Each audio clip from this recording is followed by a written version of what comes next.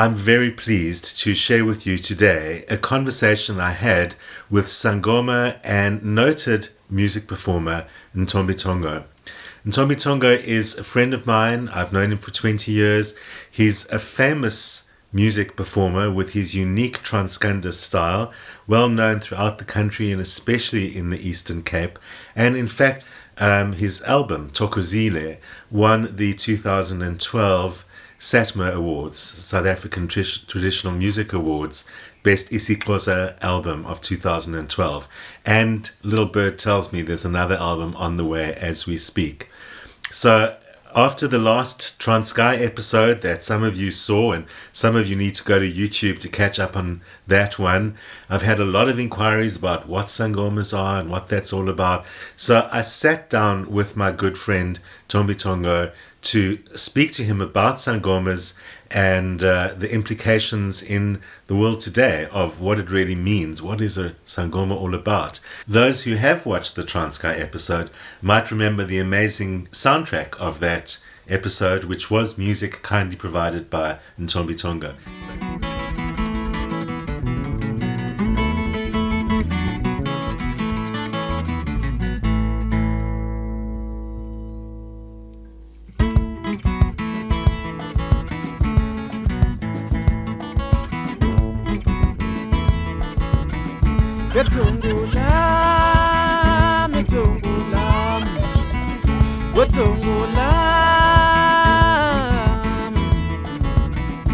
Baba abuyele kaya tong abuyele kaya tongolam sigolinga abuyele kaya tongolam. So again, go back and listen to that, watch that episode. It's quite amazing.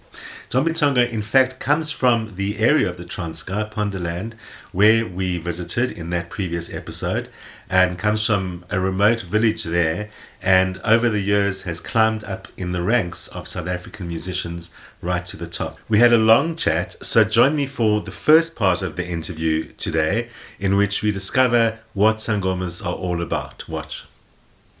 So, Ntombe Thongo, it's really great to have you here. Thanks for talking to me today. My God. And it's a really great opportunity because, of course, we've been friends for, I think, like nearly 20 years already. Yes. Has it been that long? It's that long. I've known you since you were quite a young man. Uh-huh. But even then you were a Sangoma. I mean, a lot of people know you as an artist, a performer, a songwriter, an award-winning songwriter. My course, yes. But what many people don't realize is that you are a Sangoma. This isn't a costume that you wear when you wear beads on stage. You wear costume, but it's all based around your traditions. And what I think maybe they don't realize is that you were a Sangoma a long time before you were an artist. My course. I mean, I know because I saw you become an artist, and that's a story for another day, which we will definitely talk about. But start off by just telling us, what is a Sangoma? A Sangoma is a spiritual person who's connected with ancestors, who's able to talk to Matongo, the ancestors. Mm-hmm. But at first, where it starts when the person gets a calling from the ancestors. So by calling, you mean like they don't decide to become a Sangoma? Yes. Can someone decide to become a Sangoma? Well, not that I know of. What is a calling? The calling is when you are being called in dreams by the ancestors to become a Sangoma. They will show you signs, and they will tell you what to do. At some point, people will get to be directed to go to who they can help or who the teacher must be. So would the person recognize their dreams? I mean, do they just dream about some guy and they think, oh, I'll go there? How would they know? It has something to do with people with experience, and when a person actually is being called by the ancestors, they will definitely notice that these are not like a usual dream or normal dreams, and obviously they would get a sense to look and ask other people what this kind of dream means, or even go to see a Sangoma for some reason and ask about this kind of dreams. Then that's where they would identify. Okay. Yes, and sometimes they will be taken by the ancestors directly to a person who's a Sangoma already that can actually help to train them to become Sangoma. Okay. So that, but I've also heard about it called sickness, so that people get sick. Yes. Is that what happens if they don't answer the calling? Or- Yes. Sometimes it does happen because it's a sign for Right. them to actually take the path.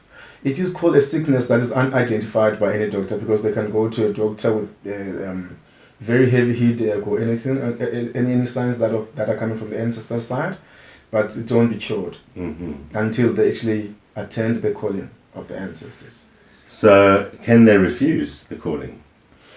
People do refuse and they get punished. But means by saying punished, it doesn't mean like the spirit is a bad spirit or anything. It's just that when it's like, personally, I think, from my experience, I think when you don't listen, even a child at home, when they don't listen to the adults, they get to be punished for some reason, so that they can actually follow what they're being taught to do. And ancestors, the way they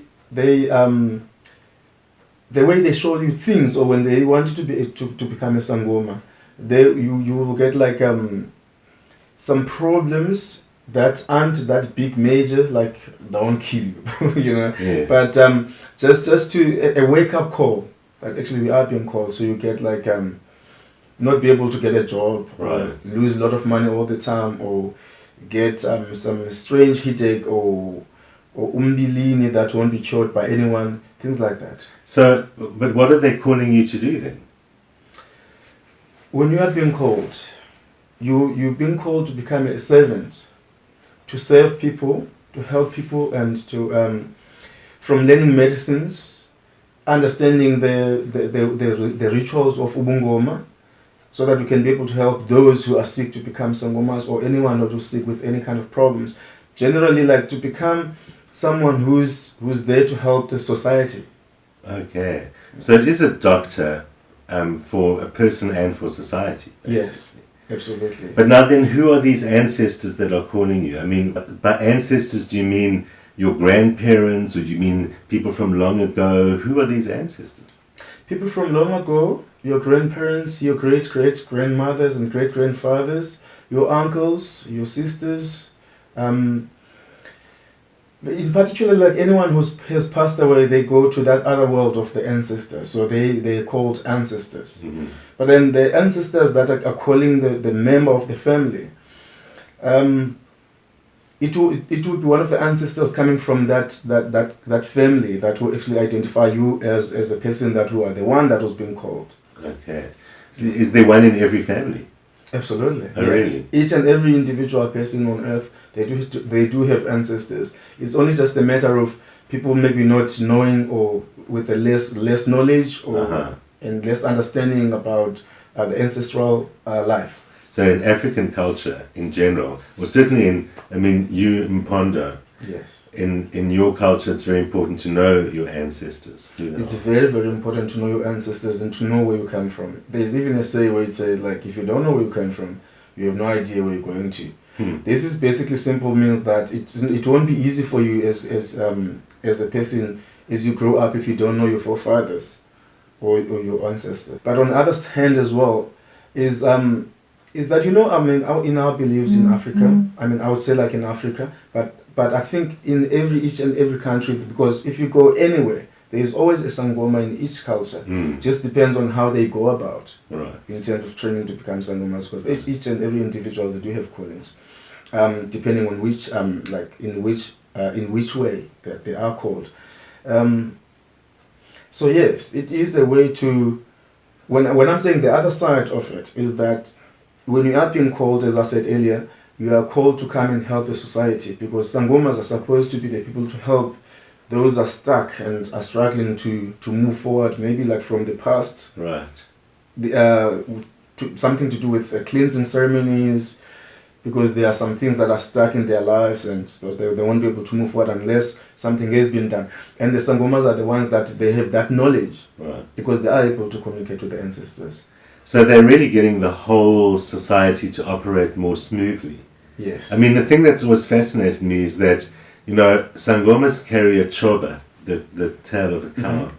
And I know that chiefs carry it, and that praise singers carry it. Yes. But I thought that means a great status, that you can have like a chief?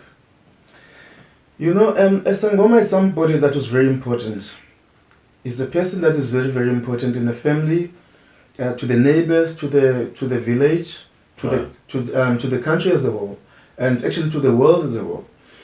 So the reason of carrying that ichoba, it's a sign to show you that you are actually a king, or a chief for that matter. Ekaya, in my home, we have in each and every Mpondo Amaxhosa households, they have a person who's called Intlabi. Intlabi is someone who carries the spear to slaughter animals to when there's ceremonies to how do I say this? But when there's someone who's sick at home or have to have a ceremony to be made for him or her, then there'll be that person who's called Intlabi and who'll sleep over. Then wake up in the next morning and do that. Right. But us as Sangomas, when you are given a spear as a twasa, you are actually given a power to be able to be Intlabi. I see. So you can actually help in the family if there is no Intlabi in the meantime. As a Sangoma, you are actually that person. Right. So when you carry that choba, you're showing the way that you went through the whole training and you succeed. And in fact, a Sangoma also carries a spear as Absolutely. well. So Yeah. So you carry the fills spear. the role. My course. Yes. So that's kind of the connection to the ancestors as well, that you carry these jobs, these roles that people have had from generation to generation, Yes. and you help make that connection. Yes. That's why it's such a high status thing. My course. But, you know, some people say that it's witchcraft. I mean, certainly for me, growing up in this country under apartheid as a white person, I was certainly led to believe that, not directly, but that indirectly, that it's like witchcraft. And you know, in English, not just in South Africa, there's this word witch doctor, which is when Europeans went out to colonize the world, and they found Sangomas in every culture, like you say, Yes. who were the doctors and who were the spiritual leaders of those cultures. Because they were not Christians, they called them witch doctors, because in English, as in Mpondo as well, witch is seen as a bad thing. Yes. So it was a way of casting it as negative. So we were brought up, that's the language that we heard and so on. I myself was lucky because I had the calling when I was just 19 years old, and we'll talk about how could that be a little bit later on. But it's not witchcraft, right? So what is it? You know, I always say when I hear people talk about Sangomas and say like they're witch doctors, I always say this: it's just a misunderstanding and a way of trying to find something to actually hold on it. Right. Because I don't actually think that anyone who actually gave this name to the Sangomas knew what they were talking about Exactly. at first. Because this thing, Ubungoma, it's something that you won't just be able to say things about it because without having any experience of what it is. So I think it's just like a misused words or something like that. Because as Izangoma before someone came with this witch doctor thing, there wasn't any word in English of us as a Sangoma. Right. Maybe it might have been because English is not my first language. Not really. Yeah. So we are called Amagriha. Right. Amagriha, or Izangoma in Zulu. So Isangoma is as I say earlier, like someone who's been called by the ancestors. So how could it be? It turned into something that is witchcraft. Exactly. We healers, we spiritually connected to the ancestors, not to a bad evil spirit. To people that actually we were living with in a previous life. Maybe they were here, Right. and being the fathers of our mothers and our fathers. So how could be like they've become something bad? Exactly. And come to connect with us. So there isn't anything like that. I mean, you're right that there isn't really a proper word in English. In English, people use the word shaman, which is not an English word. It becomes from, in Russia, their Sangomas were called shamans in the olden days. And so in English, they use that word. And to this very day, in English, you can still see, and in Western culture, you can see how it has that bias, where when you use the word shaman, it's, that's very interesting and very spiritual and very special. And when you use the word witch doctor, it's meant to mean bad and negative and evil. And I think a lot of people don't realize that one of the tools, the ways that they colonized and they put themselves in other people's culture, the Europeans who came earlier, is they used these words which made something negative or worse than themselves, and then that gave them a reason because they're looking for something to hold on it. Yeah. Because I guess if you don't know something, you rather like just not to just come up with some name. But I think because I think that's what it was. It just because it might have been something from a hate side. That's it. Of it. Then they try to find something to give it a name, which well, is because we know that happened in Western culture. Certainly, that they did have what people that they called witches were usually traditional healers. And although there were people who were trying to harm other people, and I think we must agree, certainly here in African culture, there are plenty of people who try and use spiritual energy to hurt other people. Absolutely. Those are witches, yes. That same idea. And there have been people like that anywhere, of course in a human culture, but usually in Western culture, in the olden days, many people who were called witches were just because they were traditional healers and because they didn't follow exactly what everyone else did.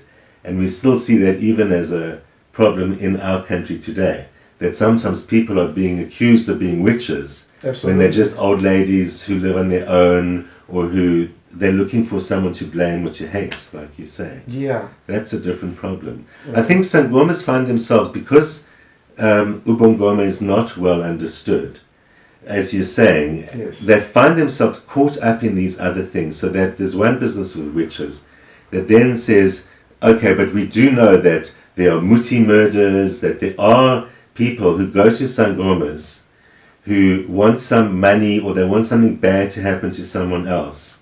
And those Sangomas do tell them they want pieces of bodies. I mean, we read that in the newspaper, yes, and they end up in court. So who are those people? They're not Sangomas? I believe that they are, because I wouldn't be able to speak in behalf of everybody as much as things now are going very fast in our societies. I've seen also like in news and newspapers and stuff like that, and people with pictures actually, yes. For that matter. In terms of the witchcraft, it is there. It is there. People mustn't make a mistake and say like there's no such a thing, because I know like church goers, people who go to church, some of them, they don't believe in anything of that there isn't anything. I mean, we've had people there have been people arrested because they call someone else there's a witch, and then they can't prove anything. So things like that they actually are there. They do happen. In terms of the Sangomas who actually do use bad medicines, and I also strongly believe that they are there. Yes. But I don't believe that they are still connected in that much of the right path, because they actually went off the way. Exactly. That's a too much knowledge, right. Too much of learning things not in a respect of what they were called to do. Because some people learn this knowledge and they like it for themselves, makes them feel powerful. And then they get that power in themselves, then they feel powerful, then they want more power. Right. And then they go completely out of the line. We see that in all spiritual cultures. I mean, so in any spiritual culture, even in religions, there's some people who they start liking how it makes them feel, and they go down the wrong side and they do it for the wrong reasons, and they hurt other people. We see that in all religions. And there's some people, and they lose the connection to the spirit of why they're there. Yeah. And there are those who, if you stay true to the spirit, because I think people forget, Sangomas, like all spiritual people, are still people. And they still have all the trouble of people and all the temptations that people have and all the problems and all the worries, still have to deal with all of that. With that life. On top of having to deal with the spiritual life and other people's problems. Marcos. So it's quite stress. It is. I mean, as I sometimes look at myself as well, and when I do performances as a musician, I also get like all sorts of things like where people get to forget that actually at the end of the day you are still a person and you still have your own problems. Right. Like as some sort of like a village celebrity, if I call myself. When I walk in town, sometimes I'm in town to do some work or meetings and fixing some paperwork or stuff like that. when people see you as an artist on the street, they want to talk to you, and then they forget that you've got life as well to deal with, and you've got your life going on. Then I guess even in Sangomas, there is that part. Yeah. So it's challenging being a person. It is. So earlier on, I mentioned how I was lucky enough to become a Sangoma when I was 19. And like you say, I mean, I didn't even know about Sangomas. I knew almost nothing, just what I'd been brought up, this word witch doctor. But because I was exposed to it so young, I did learn that, well, there I was, this white boy, I was 19 years old at university, and these people told me that I had the calling, and they knew all these things about me. They were not people who knew me. And it was because of a university course that I found myself sitting in front of Sangomas who threw the bones. And they told me all these things that were all true. And they knew all these things about me and about my ancestors that were all true from since I was little, and I'd never met these people before then. My God. But so I discovered from then, and luckily also because I had a teacher at that university who told me, if they say you must go, you have to go. Even though he was a white Afrikaans man. Wow. And he said to me, if they say you must go, you must go. So he made me go back the next week, and then that started it. So I learned then that even though I was white and so on, this was happening to me, and I was going to Soweto illegally in those days and so on. But I mean, and nowadays there are more white Sangomas and more white Sangomas. So I mean, can white people and colored people and other people who are not indigenous African people become Sangomas? Really? Well, there's a question. So you're going to have to join us next Friday to watch the rest of that conversation, as well as the fascinating and controversial topics of culture and selling and buying of culture and all of those things that might be implied when we extend Sangomas beyond the traditional roots. So don't miss that one. But in the meanwhile, we still have a question, one of your questions to answer. And I have a question here from Linda.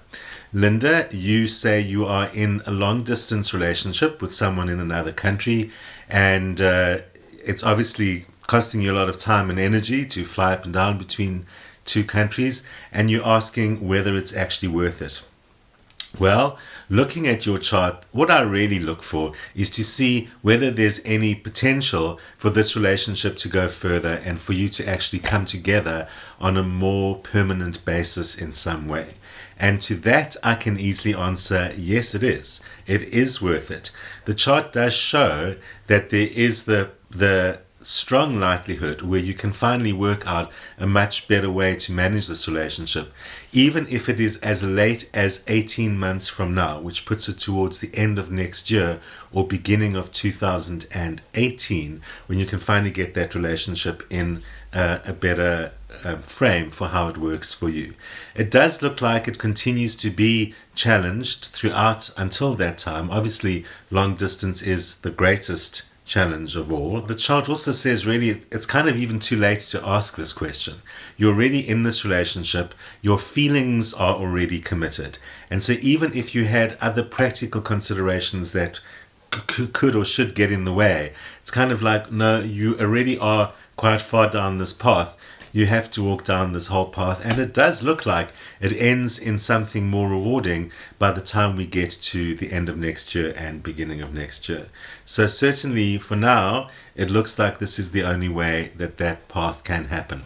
A note on the 18 months, astrology is sometimes funny with timing, and it's really referring to 18 steps that most likely are 18 months, but it's also possible that can relate to 18 weeks, which is about 4.5 months away, which puts us at the end of this year, 2016, early 2017. So because I can't ask you, I don't have you here and I don't know what your plans and arrangements are, I'll say this. If you are working at getting together on a more permanent basis and it looks like things are happening quickly, then I'm saying to you that's going to be at the end of this year, beginning of next year. But if you're still in the stage where I really don't know where this is going and how we're ever going to get together, then we're having a look at the beginning of the following year when you finally do figure it out. So hang in there, good luck and enjoy it. Remember, everyone, if you've got a personal question with an outcome in the near future, a direct question just like Linda had, please do contact me on my email address over here, and you can log into my website and send me a message from there with your question. Remember to fill out all the details on that form. I do need your birth details for your question, and listen in here where you will find your question answered. And of course, remember to join me every Friday here on YouTube at noon on Fridays, and on Cape Town Television at 7:30 p.m. Fridays, repeating Sunday at 1:30 p.m., where we talk about everything and your questions. And of course, don't forget next week the second part of the amazing interview with Ntombe Thongo. See you there.